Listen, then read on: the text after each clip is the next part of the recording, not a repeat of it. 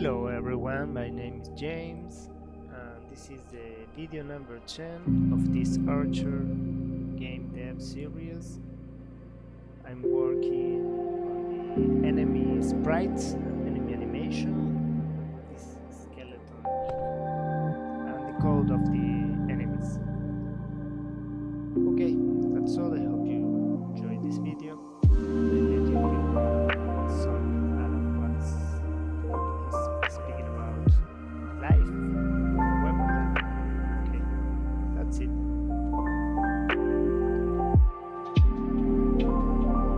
The web of life. Let me try from the first to indicate the point that we're aiming at. The point is this, that human consciousness is at the same time as being a form of awareness, sensitivity and understanding. It's also a form of ignorance. The ordinary everyday consciousness that we have leaves out more than it takes in.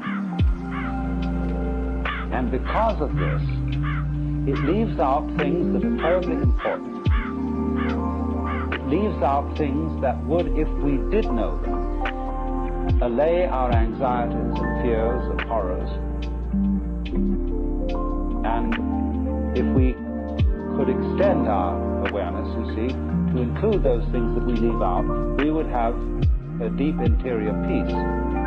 Because we would all know the one thing that you mustn't know, you know, according to the rules of our particular social game.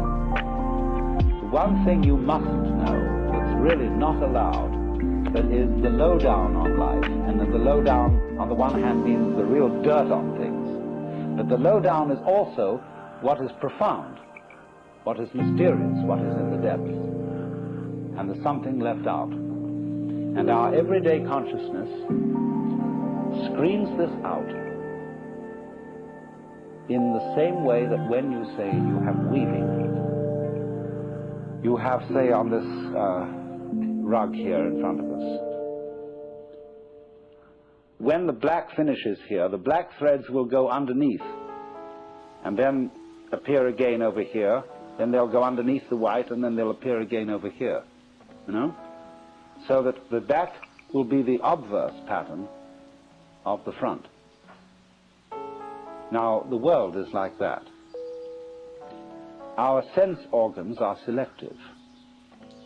They pick out certain things. They're receptive. For example, we have a small band of what you might call a spectrum of light, of sound, of tactile sensation, and so on, to which the human organism is sensitive. But we know that outside that small band, there is a huge range of vibrations to which we have built instruments that are sensitive.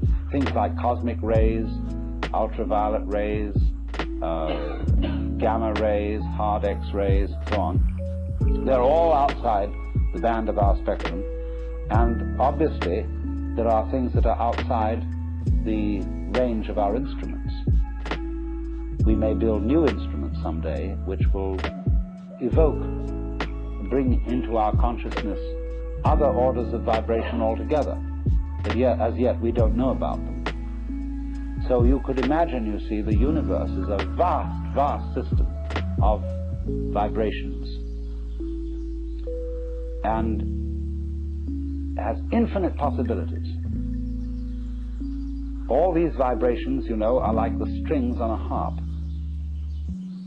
And the harps that the angels are supposed to play in heaven are really this huge possibility. See, when you play the harp, you select strings. You don't play all the strings. It's stupid to just run your finger along the whole edge of the harp, back and forth, and go. What you do is you pick out with your fingers, select just like on the piano. You don't go.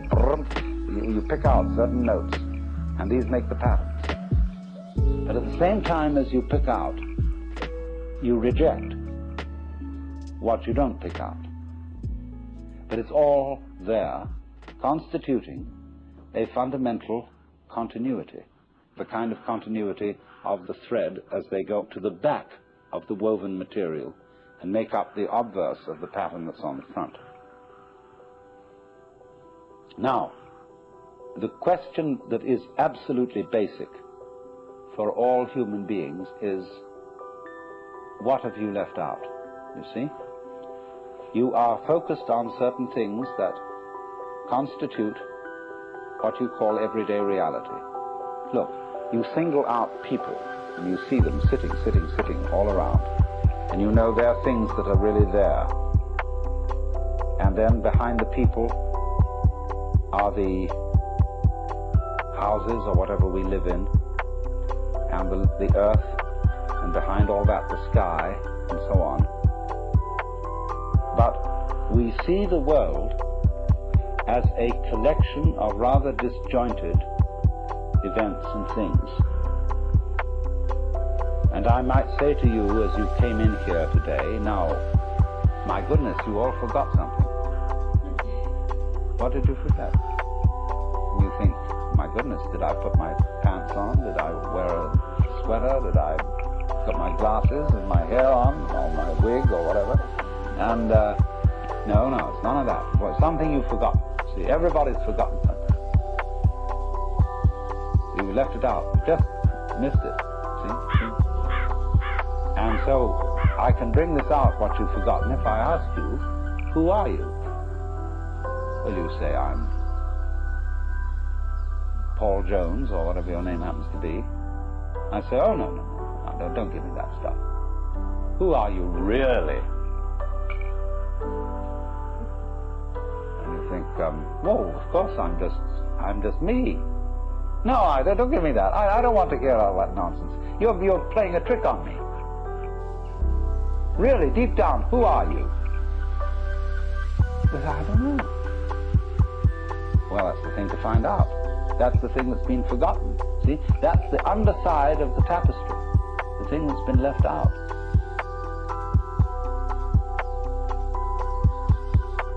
Because what we are carefully taught to ignore is that every one of us fundamentally, deep inside, let's put it that way, is an act of, a function of, a performance of, a manifestation of the works. The whole blinking cosmos, with all its galaxies, and forever and ever and ever, whatever it is beyond that, what you might call God in the Western tradition, or Brahman in Hindu philosophy, or Tao in Chinese. Every one of us is really that, but we are pretending we aren't. And we are pretending with tremendous skill and deception.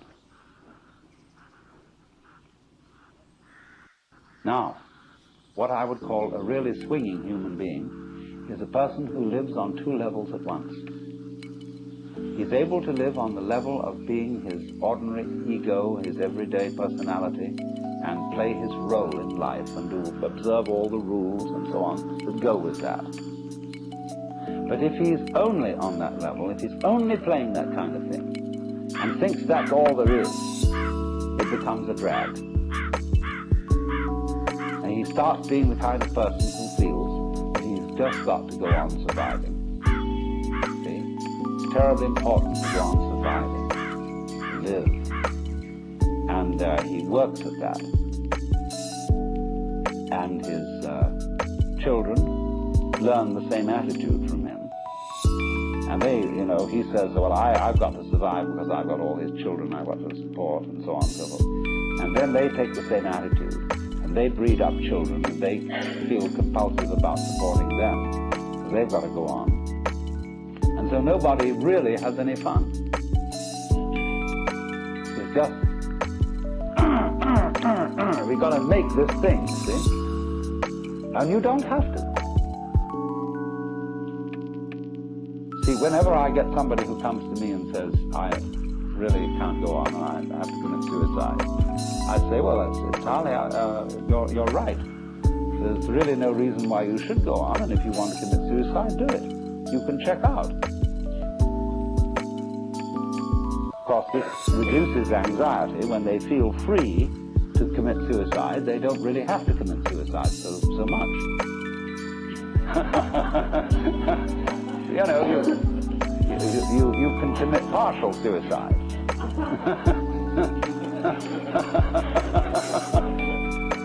So,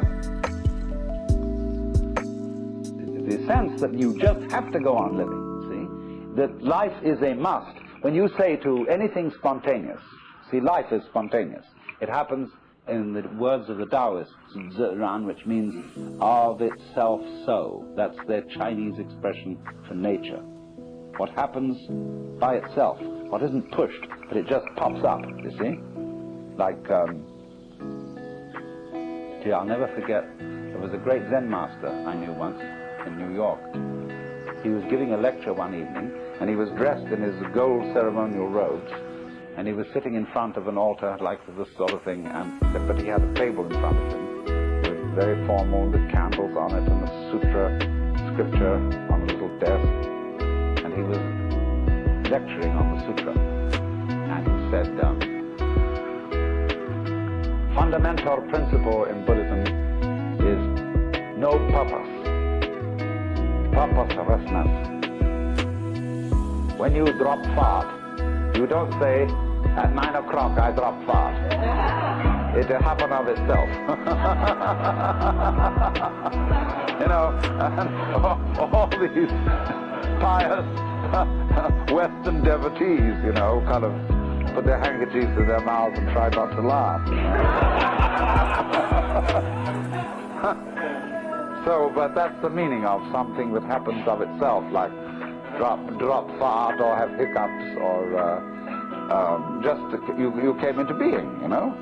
It happens in a kind of a plop way like that. See? Now, you can't tell that process. You ought to happen. You must happen. Because that puts a bind on it. In the same way as when you have a little child and all the relatives that come to a party on Thanksgiving, and you put the child into the middle of all the relatives and say, now dear, play. See, it absolutely bugs the child to do it like that. And so this is the problem for every artist. Because an artist is a man who makes his living by playing. Whether he's dancing or painting or playing music or whatever it is. And he has to overcome this problem. He has to know how to play in public at a given time on an appointment. See? Now that's not an easy thing to learn. But when you catch on to the trick of it, you can do it. To play on demand. That's the hardest lesson of life. To contrive what is called by my Japanese artist friend Saburo Hasegawa a controlled accident. The thing is that we have been educated to use our minds in a certain way, a way that ignores or screens out the fact that every one of us is an aperture through which the whole cosmos looks out. You see, it's as if you had a light covered with a black ball, and in this ball were pinholes, and each pinhole is an aperture through which the light comes out. So in that way, every one of us is actually a pinhole through which the fundamental light, that is the existence itself, looks out. Only the game we're playing is not to know this. To be only that little hole, which we call me, my ego, my specific John Jones, or whatever. If, however, you see, we can maintain at the same time the sense of being this specific John Jones with his role in life, or whatever, and know also underneath this that we are the whole works, you get a very marvelous and agreeable arrangement. This is a most remarkable harmoniousness. I mean, it gives one's life a great sense of joy and exuberance if you can carry on these two things at once. If you, in other words, you know that all the serious predicaments of life are a game.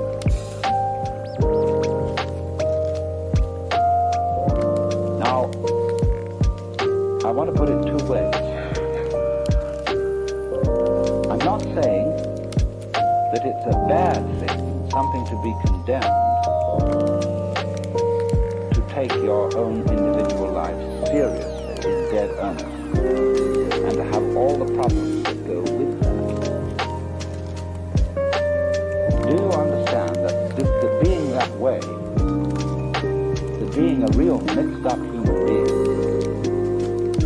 is a manifestation of nature that is something just like patterns on the waves, or like a seashell. You know, we pick up shells. I always keep one around, sort of as an example, for many things, and say, my goodness, isn't that gorgeous? And there's not an aesthetic fault in it anywhere. It's absolutely perfect. Now, I wonder if these fish look at each other's shells and say, don't you think she's kind of fat?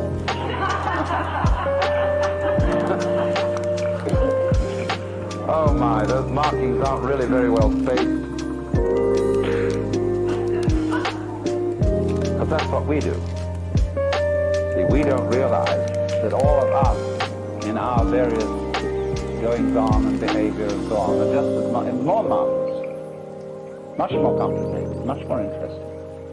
All these gorgeous faces that I'm looking at. You know, every one of them, some are supposedly pretty, some are supposedly not so pretty, but they're all absolutely gorgeous. And everybody's eyes is a piece of jewelry beyond compare. Beautiful. But we have specialized in a certain kind of awareness that makes us neglectful of that. You see, we specialize in more or less briefly concentrated, pinpoint attention. We look at this and we look at that. And we select from all the things we might possibly be aware of, only certain things.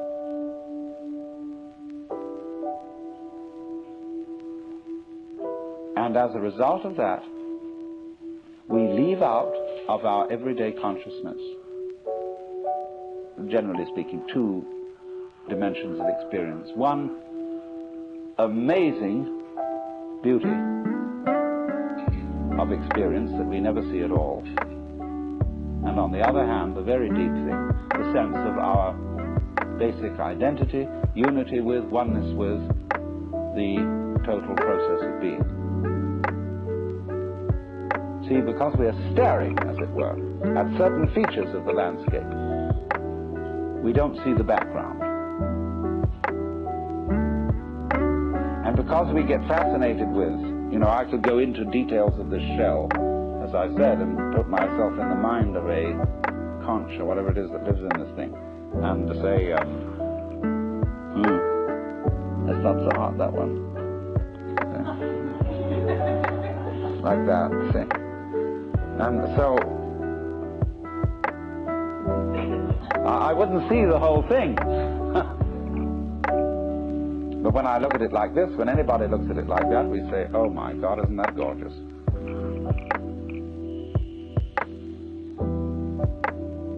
Another way of talking about the web is that there are different levels of magnification.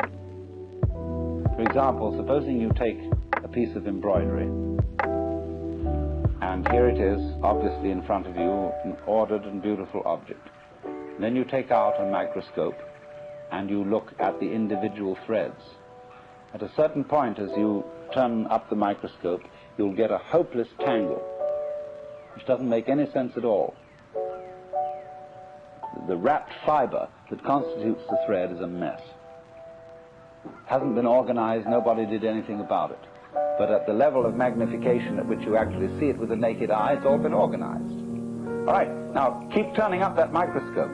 Take one of those individual threads in the fiber that seems to be so chaotic and go into the constitution of that. And again, you'll find fantastic order. You'll find the most gorgeous designs of molecules. Then keep turning it up. And again, at a certain level, you'll find chaos again.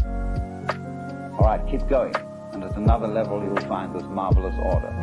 Now you see, order and randomness constitute, in other words, the warp and the woof. Where everything is in order, everything's under control. In randomness, it's all over, it's a mess. But we wouldn't know what order was unless we had messes. It's the contrast of order and messes that order itself depends upon. And so in this exactly the same way, it is the contrast of on and off, there and not there. In other words, life and death, being and non-being, that constitutes existence. Only we pretend that the random side of things, the disorderly side of things, could possibly win in the game of competition, or I would rather call it collaboration between the two. When you lose sight of the fact that the order principle and the random principle go together, that's exactly the same predicament as losing sight of the fact that all individually delineated things and beings are connected underneath. You know, just like mountains stick out of the earth and there's a fundamental earth underneath them, so all of us as different things, we stick out of reality and there's a continuity underneath, but you ignore that, you see. That's the thing that's left out. See, I'm just giving you many examples of the same principle. But really, deep down, we are, each one of us, everything that there is. Doing it this way, and then again that way, and then again another way. And that's what it keeps up doing forever and ever. Only, it has holidays, which are called deaths. You know, in the story of the creation of the world in the Bible, God works for 7 days and rests the seventh. It's necessary to have a holiday. Holiday is holy day. And the Sabbath for the Jews is Saturday, for the Christians is Sunday, because Saturday is the last day of the week, but Sunday is the first day of the week. And it's a slight difference of alteration between a Jewish temperament and a Christian temperament. Some people like to take the holiday and then do the work. Other people like to do the work and then take the holiday. And since the Jews do the work first and then take the holiday, they're always a little up on the Christians in business.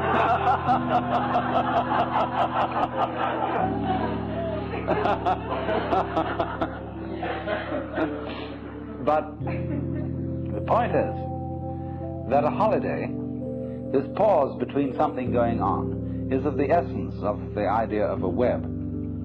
For example, there's an famous Irishman who's supposed to have described a net as a lot of holes tied together with string. So the holes are very, very important. And these are the holy days. You see, the holes. This all goes together. So there must be that interval. And it exists on all kinds of levels. It isn't simply that there is, for example, a sound that is sounded. It is a vibration. And the sound goes on and off. Everything that we call sound is sound silence. There is no such thing as pure sound. You couldn't hear it. What you hear is that tap, tap, tap, tap, tap, tap, tap, tap, tap, tap against the eardrum. But it happens very fast, so that you get more of an impression of sound than you do of silence. But between every little undulation of sound, there is also an interval. When you listen to music, you hear a melody. But what you hear, actually, that makes the melody significant are the steps between the tones, what we call the intervals. And a person who doesn't hear intervals is tone deaf. He only hears noises. He doesn't hear the steps. So that interval between whatever happens is as important as what happens. So we'll call these two things, the sound and the silence, the life and the death, somewhat analogous in weaving to the warp and the woof. Now, look at the marvelous way in which warp and woof go together. A piece of cloth is an extraordinary thing when you consider it's made of a line of string. There's something that always struck me as a child, fabulous, that string, just thread, could turn into cloth. Why should it hang together? How improbable. My mother was a very great artist in embroidery. Did absolutely fabulous work. And she could do everything with thread. Sewing, knitting, embroidery, make tapestries, repair tapestries. Oh, just fabulous work. So I've grown up in a background where thread is of enormous importance. She made her living this way for a while. So I was always amazed at the way, say you take a ball of wool and with knitting needles, and suddenly it turns into a sweater. Fantastic. But I found out, you see, the secret of this, which is that it will do this, it will hold together by this combination of warp and woof. By this process where one thread goes under the other, omits the next, goes under the other, and then the next thing does the same thing but in the opposite way. Connect that. And they hold each other up. For example, you can put two sticks of wood and lean them against each other, and they'll stand up. You know, the Chinese character for man looks more or less like that. And although this is simply the brush form, the brush abbreviation of what were originally the legs of a little human stick figure. There's a story that Japanese children sometimes learn from their mothers, that the reason this is the character for man is that two sticks lent together as I described will keep each other up, and the one depends on the other. It's mutual. And so in the same way the existence of human beings depends on our supporting each other. Without that, no one of us can exist. But that, which may seem a little trite, a little sort of moralistic and so on, but it is absolutely fundamental. That anything that there is, whenever we can say that something exists, existence is a function of relationship. Motion itself is a function of relationship.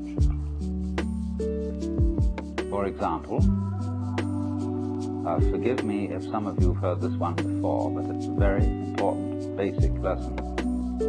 If there is only one object, one small ball in the middle of endless space, nobody knows whether it's moving. Because you can't tell whether it's approaching anything or whether it's going away from anything, because there's nothing else. So, in that state of affairs, no motion exists.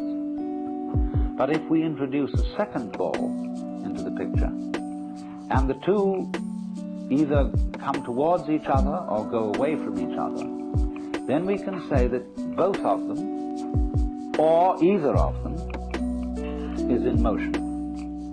We can't decide which is the one that's doing the moving, because it could be one, could be the other. Now we'll put three balls into space, and we find two of them staying together and the other one going away. Now it's up to the two of them to decide whether the other one is going away from them or they're going away from the other, because two is a majority in this case. And the vote always, of course, goes to the majority, the universe being basically a democratic organization.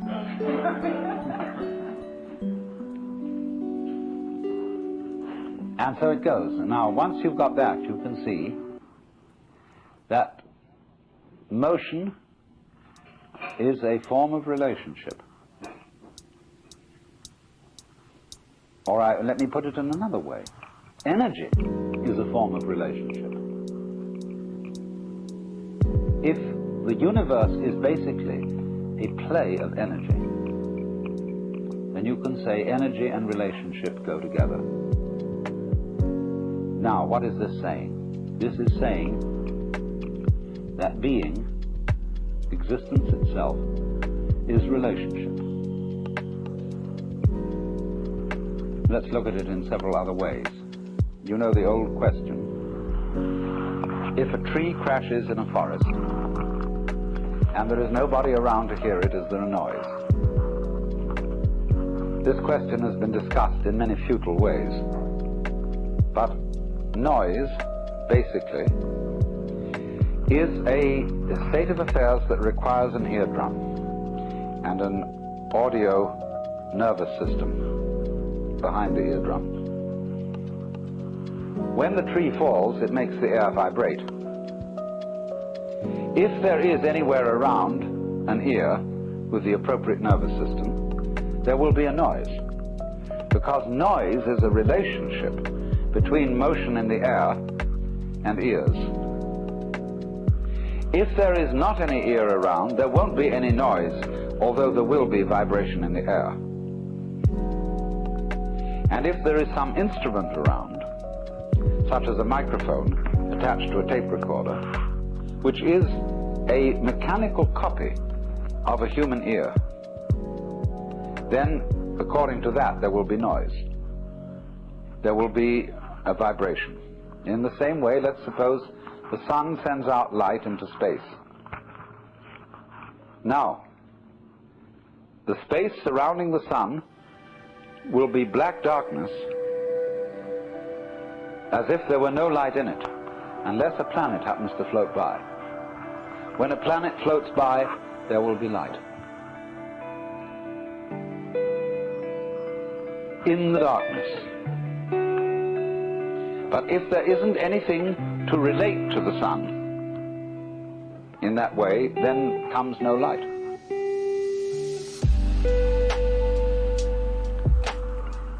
Now this goes right down to the root and ground of everything. It goes down to the essence of your nerves, of your whole being, that it's all an interdependence. And that's why one of the basic symbols of the universe is the Chinese yin-yang symbol, which you know is a circle with an S curve in the center. One side of the S is black, the other is white. And so it makes, as it were, two commas or two fishes. And the eye of the fish is the opposite color. The white fish has a black eye, the black fish has a white eye. And these things are going like this, see? curling in on each other. Now this thing is called a helix, and that is the fundamental form of the galaxies. The great nebulae we see out in space are doing this, curves. And this is basically too the position of sexual intercourse. This is lovemaking. And this is, you know, when you hold hands and so on. This is it. But there are two involved, and the two are secretly one. Now, this is what I really want you to understand.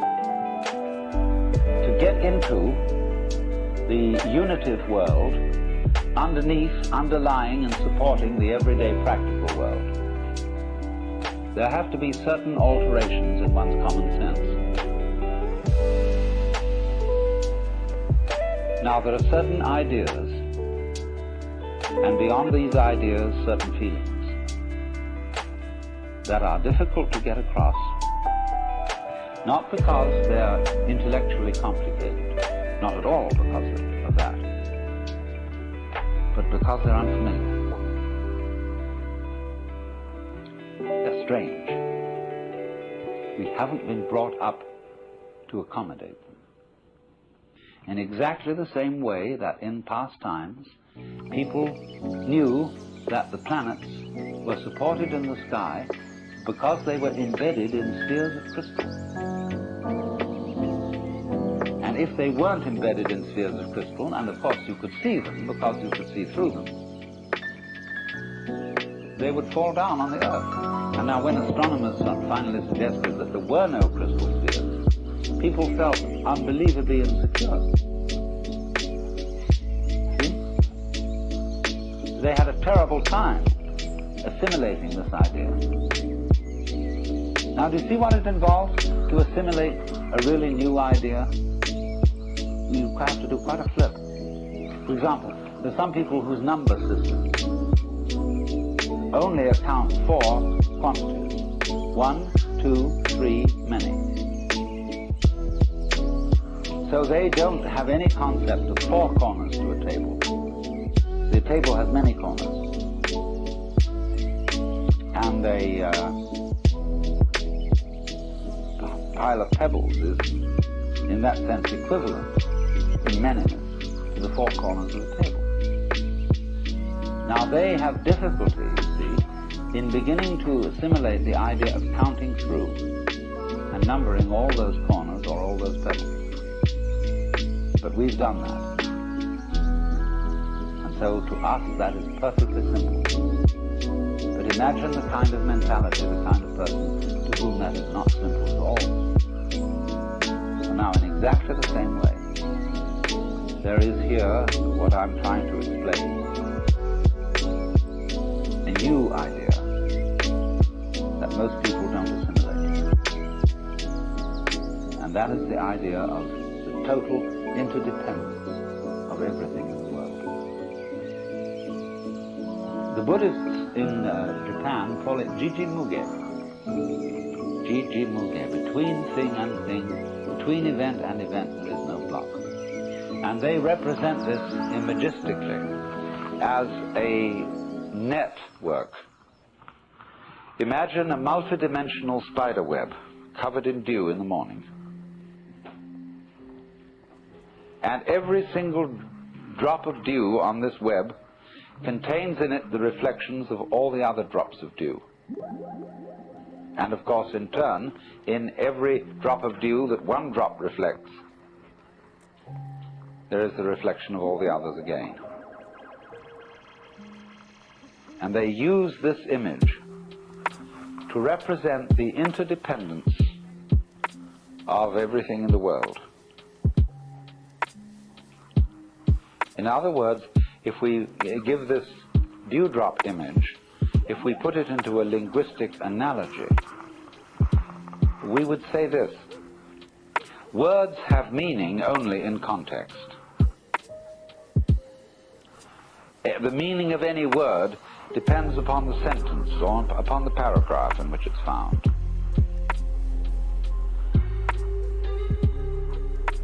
So that if I say this tree has no bark, that's one thing.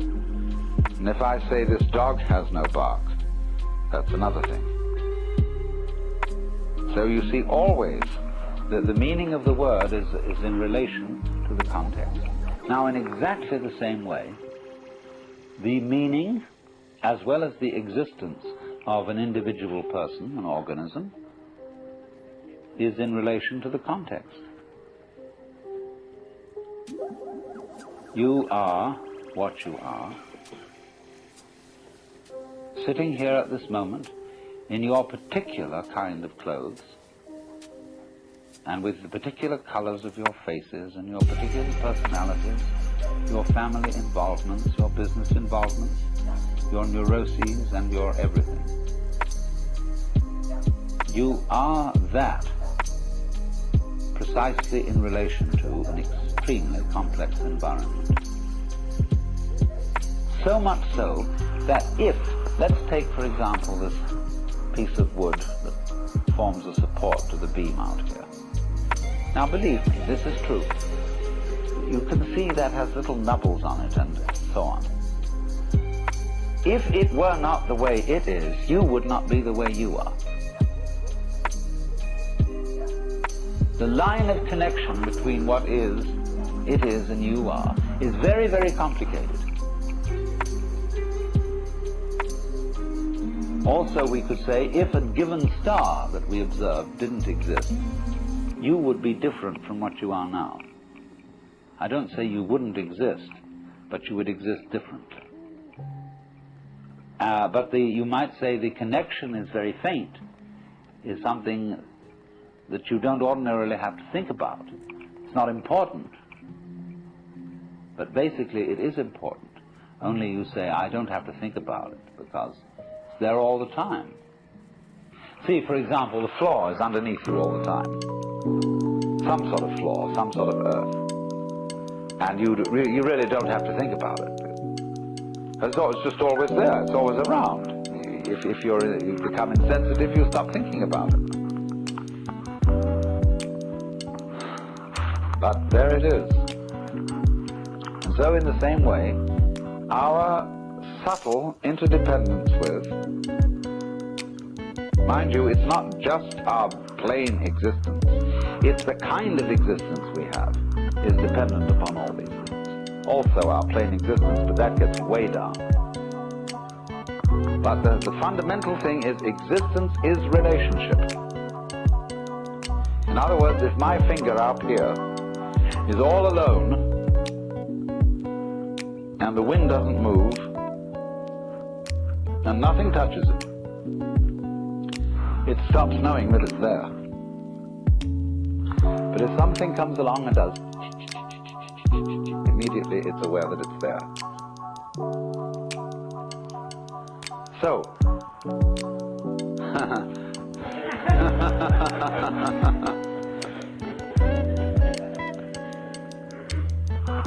you see, it takes two. We could have so much fun, but it takes more than one. She don't want it.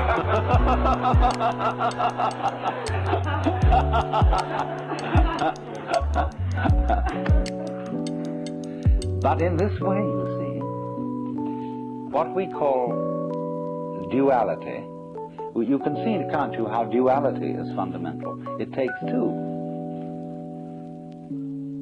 But duality is always secretly unity. Take the contrast between the words we use, explicit and implicit. They're very valuable words. What is explicit? What's on the outside? Let's say how we come on publicly. Explicitly, we are thus and so. We have a fight. We're in competition, say, in business, explicitly.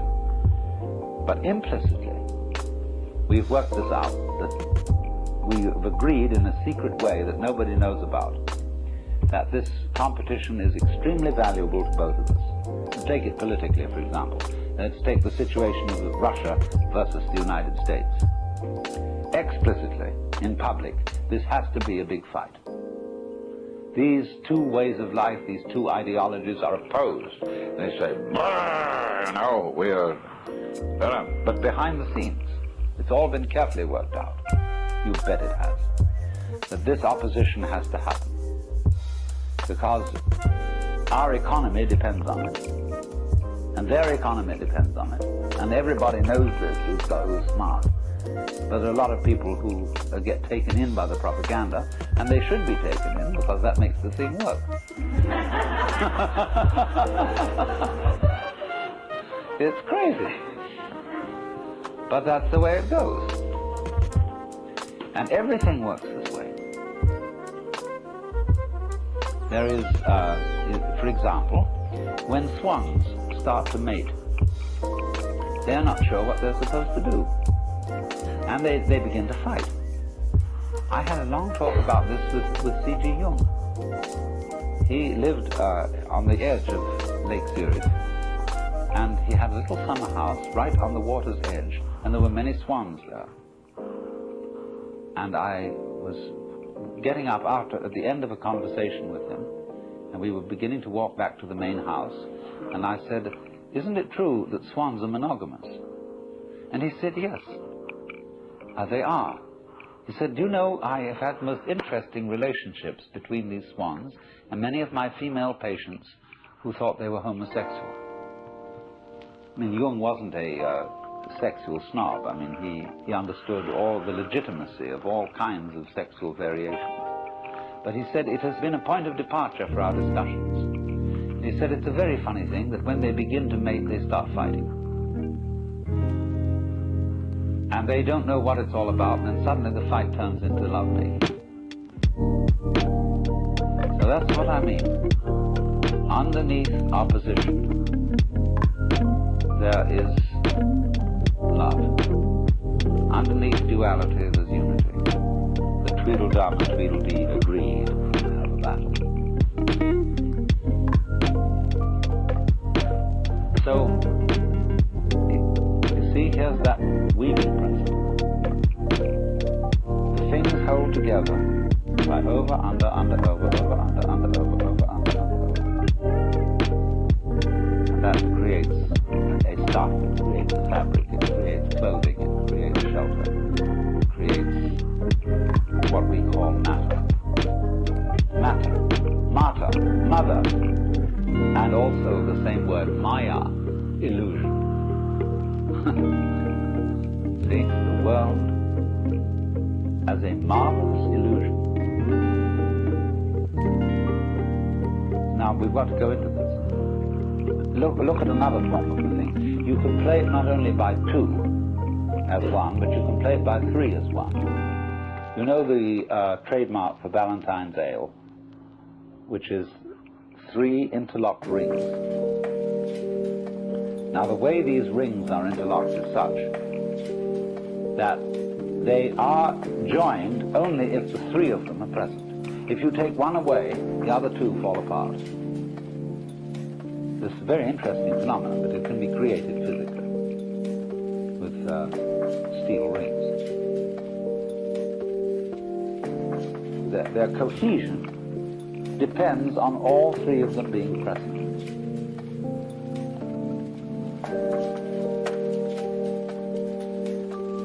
Now, we have tried scientifically to understand the world and explain its mysteries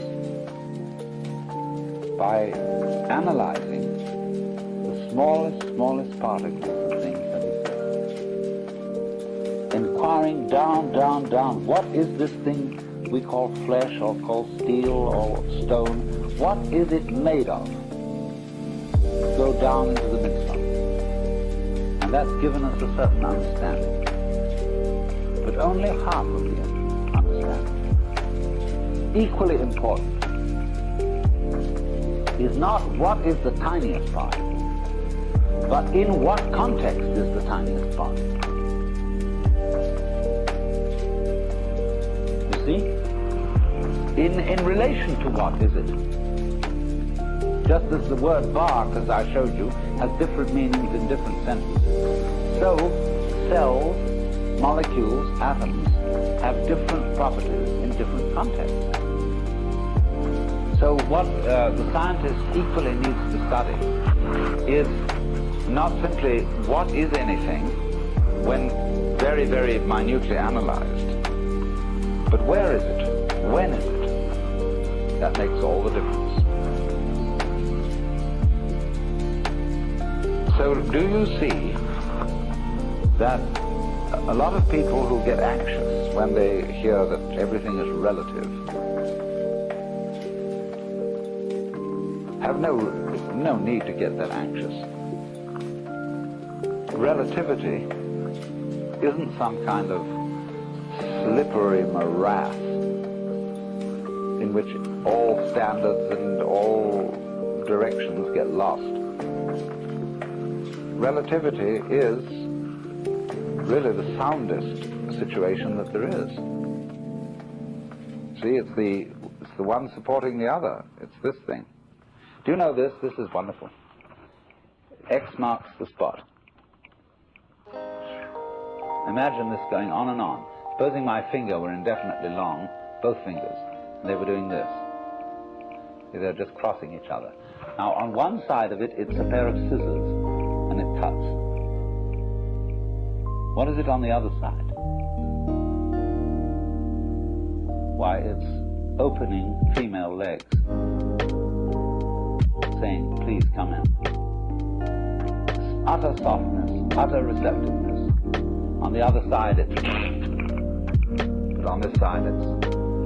Please, please, please, please, yes. Welcome.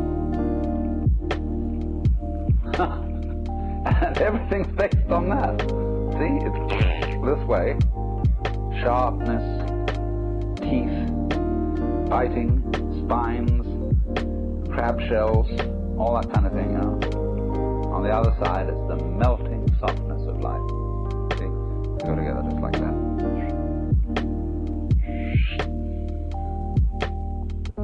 And goodness knows what it is on these outer two sides. I haven't thought about that yet.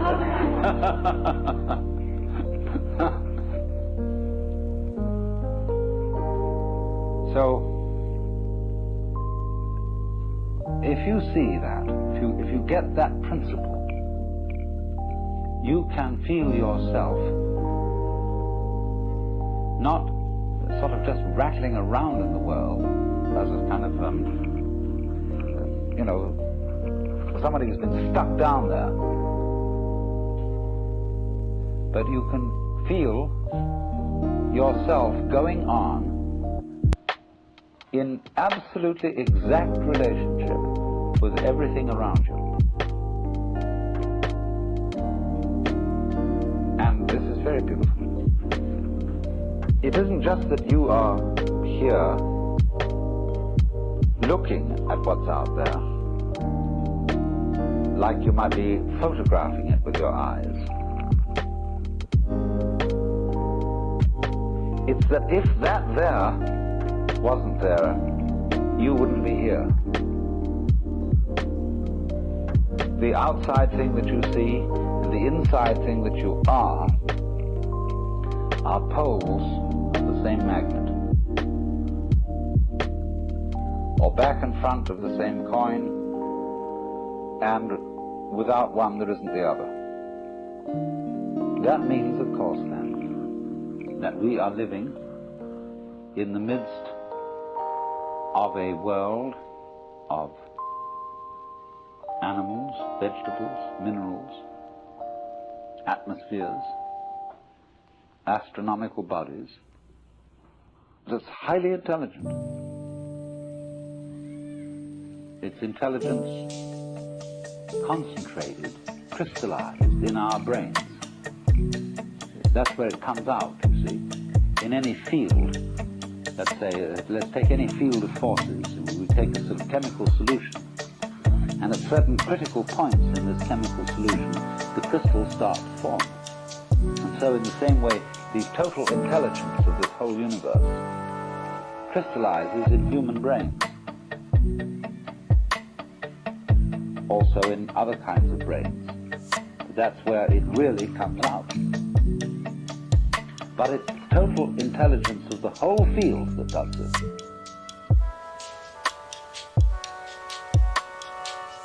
So we go with the whole thing, interdepend with it. We don't live in an environment which is just rock, just air, just atmosphere and so on. The environment's only like that when we think about it analytically and try to explain it. But when we think of it isn't just rock and air, see, but those things go together. When you see the interconnectedness, when you see in the simplest way how flowers go with bees and other insects, they don't live without them. Humans go with cattle, they don't exist without them. Plants, etc., etc., etc. When you see the intervals, the significance of the relationships between these things, it's only then, when you see that you are aware of the melody. Go back to the illustration I gave of the person who can't hear melody, who's tone deaf. He hears only a succession of sounds, but he's not aware of the intervals. Now, most people are brought up to be tone deaf in respect to their own existence and the rest of the universe. They don't see the relationships. They're not aware of the unity. And so, once you spot that, you spot how everything goes with the thing, that you are one end and that out there is the other end, and they really go together, then you may be said to be living a harmonious life.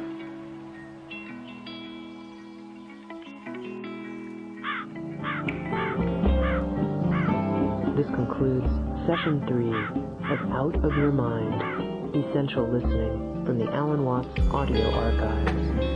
Our program continues with Session 4.